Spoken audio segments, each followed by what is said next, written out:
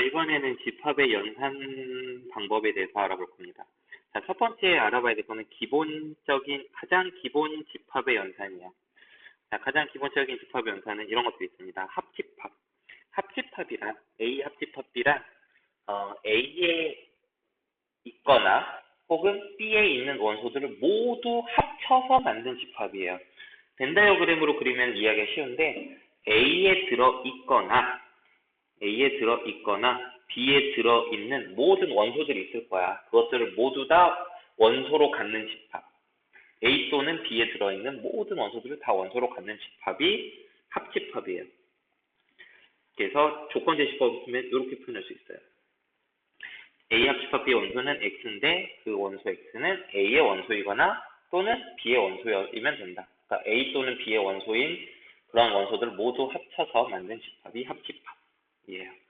그 다음에 교집합은 이거는 겹치는 두 집합에 동시에 들어있는 원소들을 그 원소들을 원소로 갖는 집합이 교집합이에요. 그러니까 자, 우리 조건 제시법으로 쓰면 이렇게 돼요.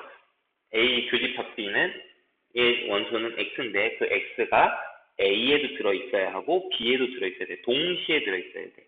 벤 다이어그램을 그리면 이 겹치는 부분에 들어있는 원소들을 원소로 갖는 집합이 교집합이에요. 그 다음 여집합은 A의 여집합이면 A에 들어있지 않은 나머지 전부 다예요.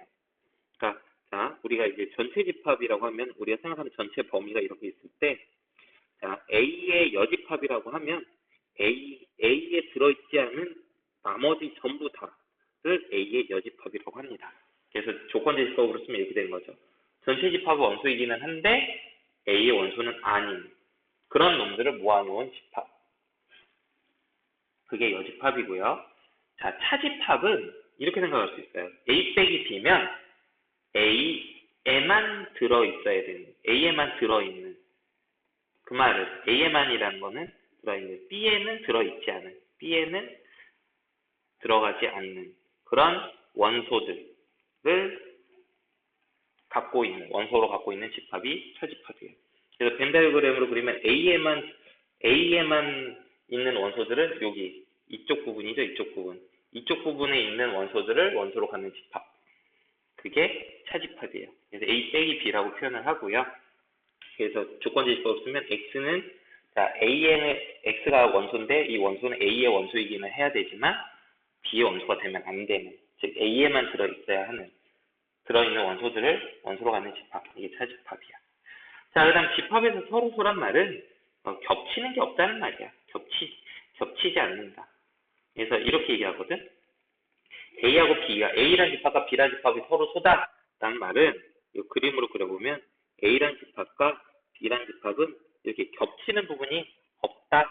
벤 다이어그램을 그릴 때 이렇게 된다라는 게 A 집합과 B 집합이 서로소라는 말입니다. 그래서 서로소라는 표현이 뭔지 알면 돼요. 집합에서는 교집합이 없는 거, 겹치지 않는 거, 이게 그럴 때 두 집합 관계를 서로소라고 합니다. 우리가 약수에서는 뭐 5하고 7은 공통된 횟수가 1분이죠. 공약수가 1분인 두 수를 서로소라고 그랬었죠. 숫자에선 그래요. 공약수가 1분인 숫자인 두 수의 관계를 서로소인 관계라고 얘기하는데 집합에서는 겹치는 게 아예 없는 두 집합을 서로소 관계라고 얘기합니다. 그래서 위에 내용 요약한 거니까 요약한 거 한번 다시 읽어보면서 정리해 보시고요. 자, 이게 가장 기본적인 집합의 연산들이에요. 자, 그럼 그 기본적인 집합의 연산들이 어떤 성질들을 갖고 있는가? 기본적인 연산들에 대한 법칙들이 있어요. 자, 주로 합집합과 교집합에 대한 법칙들인데요. 자, 교환법칙이 있어요. 교환법칙. 교환법칙은 합집합이나 교집합을 할 때는 A 합집합 B를 하나, B 합집합 A를 하나, A 합집합 B나 B 합집합 A나 똑같다라는 겁니다. 교환법칙. A랑 B가 교환법칙이라는 거는 어떤 기호를 중심으로 여기 왼쪽에 있는 놈과 오른쪽에 있는 놈이 서로 자리를 맞바꿔서 연산을 해봤을 때도 그 계산 결과가 같다라는 게 교환법칙이에요. 이게 교환법칙. 교집합에 대해서도 마찬가지고요. 자, 그 다음에 결합법칙도 성립을 해요. 결합법칙은 자, 똑같은 연산을 두 번 하는데, 합집합을 두 번 하는데, A랑 B를 먼저 합집합을 해. 앞에 거를 먼저 합집합을 하고 난 다음에, 그러고 나서 뒤에 걸 합집합을 하는 거나, 합집합을 이제 연달아 두 번 할 때, 뒤에 B랑 C를 먼저 합집합을 하고 나서 나중에 A를 그 다음 합집합을 해주는 거나 똑같다라는 게 결합법칙이에요. 교집합에 대해서도 마찬가지고요. 그러니까 요거는 연산 순서와 관련되는 거야. 앞에 연산을 먼저 할 거냐, 뒤에 연산을 먼저 할 거냐. 같은 연산이 쭉 연결이 될 때는 아무거나 먼저 해도 돼. 너네 하고 싶은 대로 하라고. 그렇게 해도 되는 이유는 결합법칙이라는 게 성립을 하기 때문에 그렇게 해도 됩니다. 이게 결합법칙이 성립하는지 안 하는지를 이렇게 옆에 벤 다이어그램 갖고 한번 확인을 해보세요. 지금 선생님이 이 교합식 결합법이 성립하는 거가 성립하는 걸 벤 다이어그램으로 설명을 옆에 그림에 해놨어요. 옆에 그림 보고 좌변과 우변의 그거를 벤 다이어그램으로 그려봤을 때 같은지 확인해봐. 그 다음에 세 번째. 자, 이제 분배 법칙은 연산기호가 다를 때 써먹는 거야. 자, 합집합과 교집합이 있어요. A 합집합, 괄호치고 B 교집합 C. B랑 C를 교집합을 한 다음에 그 비교집합 C랑 A를 합집합을 해보래. 이번에는 교집합이고 합집합과 연산이 다르죠. 그럴 때 어떻게 할 수 있냐면 이 A 합집합을 B에다가 분배를 해줘. A 합집합 B. 또 A 합집합을 C에다가도 분배를 해줘. 이렇게 나눠주라고. 이렇게 해준 다음에 해주고 나서 교집합을 해도 돼요. 이게 숫자를 치면 A 곱하기 B 더하기 C에서 A 곱하기가 B 더하기 A 곱하기 C 이렇게 했던 거랑 똑같은 거예요. 합집합하고 교집합 혹은 교집합하고 합집합이 있을 때도 마찬가지로 이렇게 분배를 해줄 수가 있습니다. 이거는 이제 연산 기호가 달라야 되죠. 결합법칙하고 차이는 뭐야? 결합법칙은 연산 기호가 똑같죠. 합집합, 교집합 이렇게. 근데 분배 법칙은 합집합, 교집합, 합집합 이렇게 연산 기호가 다르죠. 자, 이렇게 분배를 해줄 수도 있고요. 그다음 흡수 법칙이라는 거는 한 집합이 다른 집합으로 흡수된 느낌이 들 때 흡수 법칙이 되는 건데 사실은 이건 나중에 보고 나면 부분 집합 관계일 때 성립하는 거예요. 부분 집합 관계일 때. 그래서 이건데요. A랑 집합하고 A 교집합 B라는 집합. 자, A 교집합 B는 이거죠. 이 A 교집합 B라는 집합이랑 A라는 집합을 합집합을 해보지. 두 개 합집합 해봐. 그럼 그냥 A가 돼버려요. 마치 A 교집합 B가 A 안으로 쏙 흡수돼 버린 느낌이죠. 그지? 그 다음 A랑 A 합집합 B. 자, A 합집합 B면 이 바깥쪽 이게 전부 다죠. 이렇게. 이게 A 합집합 B고 그거랑 그 다음에 A는 이거죠. 이 두 개를 교집합을 해보라고. 겹치는 부분은 그냥 A죠. 그치? 그래서 이 A 합집합 B가 마치 A로 쏙 흡수되는 듯한 느낌 들죠. 그래서 요런 거 이제 흡수 법칙이라고 하는데 사실 용어가 중요한 게 아니라 한쪽 집합이 다른 쪽 집합의 부분 집합이 되잖아. 포함되고 있잖아. 그럼 걔네들을 합집합하거나 교집합을 하게 되면 한쪽 집합이 다른 쪽 집합을 쏙 흡수되는 느낌이 들게 됩니다. 그래서 이걸 굳이 뭐 이름 붙여서 흡수 법칙이라고 이름을 붙일 수 있는데요. 그러니까 부분 집합 관계에서 두 집합이 연산할 때 한쪽 집합이 다른 쪽 집합의 부분 집합일 때 성립하는 그런 법칙이 되겠습니다. 자, 그 다음에 이름까지 있는 유명한 법칙이 있어요. 드모르간의 법칙. 자, 보세요. 자, A 합집합 B 합집합을 구한 다음에 그걸 여집합을 구하는 거는 각각에다가 여집합을 해줘.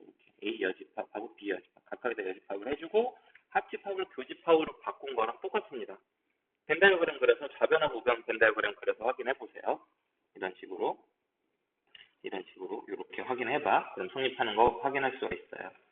또 A 교집합 B의 여집합도 확인을 해봐요. 선생님이 확인해보라고 하면 직접 잠깐 동영상을 멈추든지 뭐 해서 아니면 너희가 그냥 좀 책을 좀 다시 유심히 보든지 해서 요 그림을 보고선 진짜 확인 한번 해봐. 나중에는 확인할 필요 없는데 처음에는 한 번씩 확인을 해보세요. 이렇게 급하게 막 팍팍 넘어갈 필요 없어. 자, 이것도 어떻게 하면 되냐면 여집합을 각각의 집합에다 해주고 교집합을 합집합으로 바꿔주면 돼요. 이런 식의 형식이 성립합니다. 집합의 연산에서. 이게 드모르간의 법칙이에요. 자, 그래서 또 정리를 해놨어요. 자, 여기까지 집합의 기본 연산과 집합의 연산 법칙들이었습니다. 자, 그래서 이 연산 법칙들을 여러분 이 학교 내신 시험 볼 때는 이 연산 법칙 써서 문제의 답을 구하는 과정을 보려는 서술형 문제들도 나오게 되기 때문에 여기는 연산 법칙들을 정확하게 구별하고 외워놔야 돼. 써먹을 줄 알아야 돼. 이름도 잘 알고 있어야 되고 잘 구별할 줄 알아야 돼요. 자, 그리고 보통 이제 집합 연산할 때 우리가 이제 연산하는 방법은 이제 두 가지로 접근합니다. 그냥 연산 법칙하고 좀 쓰려면 약간 귀찮을 때가 있어. 그래서 그 귀찮으면 보통 우리가 어떻게 하냐면 그냥 벤 다이어그램 그려보면 그 연산했을 때 뭐가 나올지 이제 쉽게 파악이 된다고. 그래서 벤 다이어그램으로 하는 게 가장 보통 쉬워. 이거는 이제 모의고사나 혹은 객관식 문제들 풀 때는 벤 다이어그램으로 연산을 하는 게 편해요. 이 어떤 연산 법칙들 뭐 알아놔야 되긴 하는데 안 쓰고도 막 풀 수가 있다고. 그런데 연산 법칙을 써서 정리를 간단하게 할 필요가 있는 게 이게 수령 문제라든지 아니면 그 진행 과정을 빈칸 채우는 연산 법칙을 쓰는 진행 과정에 빈칸을 채우는 빈칸 채우기 이런 문제들이 있기 때문에 연산 법칙도 할 줄 알아야 돼 결국은. 그러니까 두 가지를 다 할 줄 알아야 돼. 응?